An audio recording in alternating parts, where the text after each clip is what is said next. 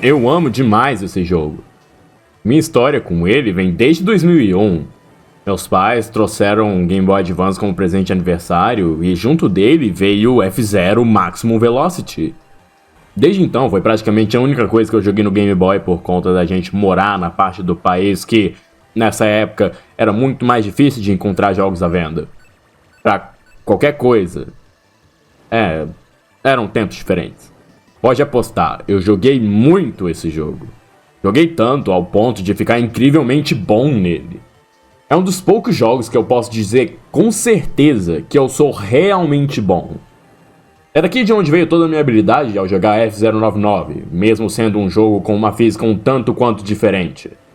Levei um tempo para me adaptar, mas no final das contas já estava competindo ali em um nível alto. Durante o anúncio do Game Boy Advance Online pro Switch, esse jogo apareceu como um dos que iriam ser adicionados ao serviço. Eu fiquei incrivelmente empolgado. Então eu esperei. E esperei. E esperei. E esperei.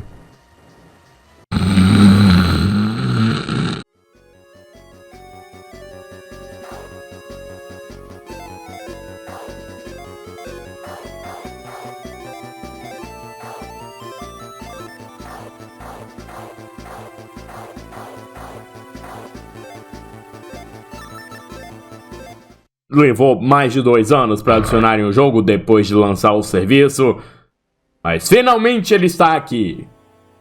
E é tão bom quanto eu lembro dele.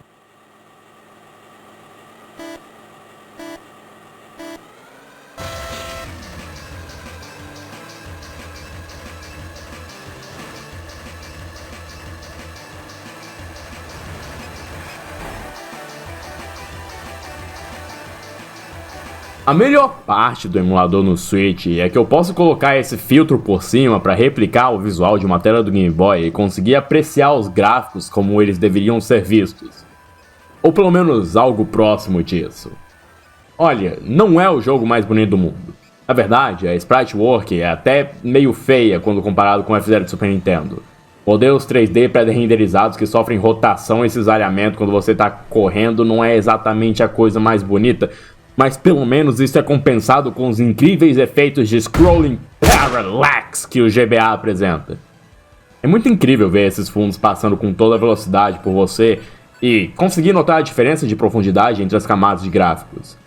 Aliás, por falar em emulador, frame rate é exatamente como eu lembro, diferente da minha experiência com emuladores para PC, que, devo admitir, a última vez que eu joguei isso no geral foi no mínimo há 10 anos, então talvez o jogo não parecer muito legal pelo emulador possa não ser culpa do emulador em si.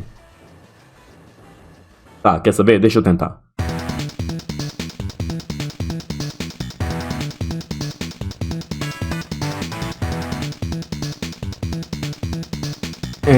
Não, no PC o emulador ainda é ruim. Quer dizer, não, peraí.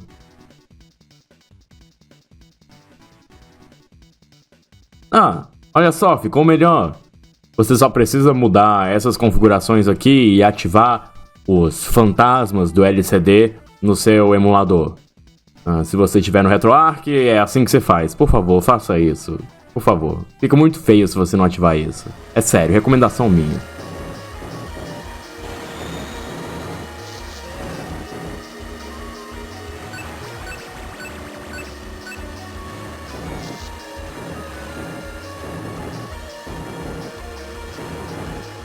F-Zero, pra quem não conhece, é um jogo de corrida arcade futurista abandonado pela Nintendo. Você controla uma máquina propulsionada por foguetes a quase 500 km por hora nos mais variados circuitos em vários planetas diferentes.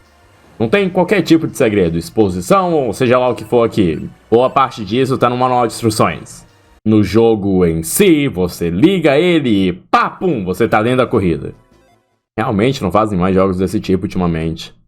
Sempre tem algum tipo de papinho furado aqui. Você deve fazer isso pela glória. Você precisa competir para salvar o mundo. Não, aqui tem nada disso. É só correr para ganhar. Pela emoção de correr.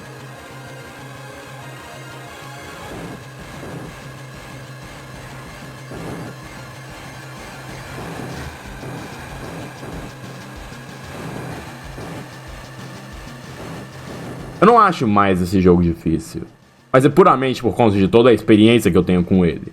Outra pessoa que venha jogar isso pela primeira vez, bem provavelmente vai ter muito mais problemas do que eu. Os carros tendem a ser muito mais escorregadios do que no F-Zero do Super Nintendo, e uma das táticas mais importantes a serem aprendidas para conseguir controlar a maioria dos carros sem perder muita velocidade, aparece apenas em um dos demos. É sério mesmo, se você não souber Blast Turning, você provavelmente não vai ter um bom tempo com esse jogo.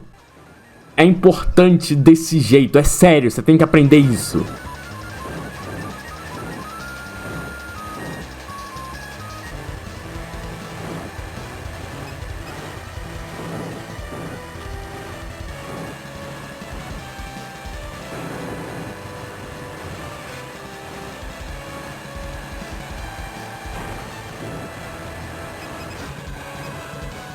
Outra coisa é que a IA ela é trapaceira.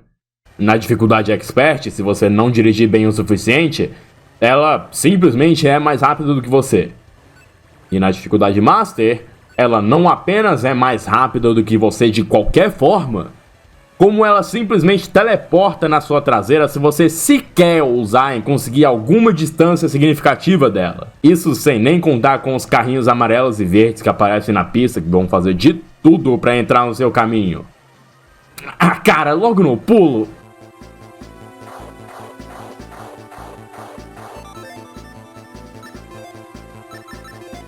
Você pode até tentar escolher um dos 10 carros que possuem um potencial de curvas melhor. Eu digo que são 10 carros, mas você só começa com 4.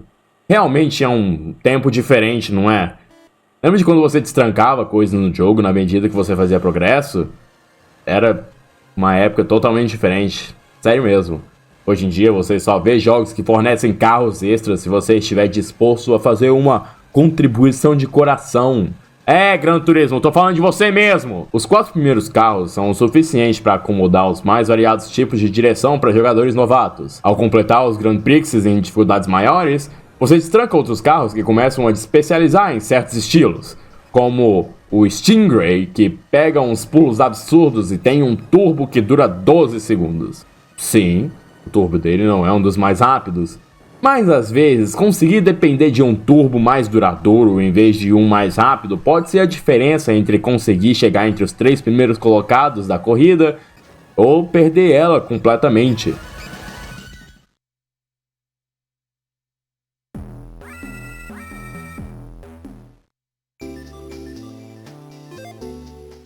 Sendo bem sincero, para um jogo de lançamento do Game Boy Advance, ele é muito bom.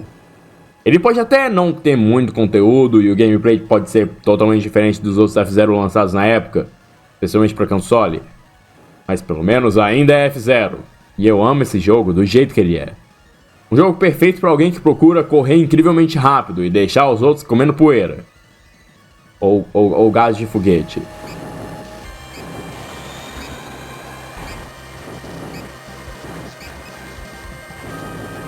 Não, mas sério, cara, eu ainda quero saber qual é a logística dessas pistas. Tipo, essas pistas gigantes passando por cima das cidades? Por que fazem desse jeito? Não faz sentido pra mim.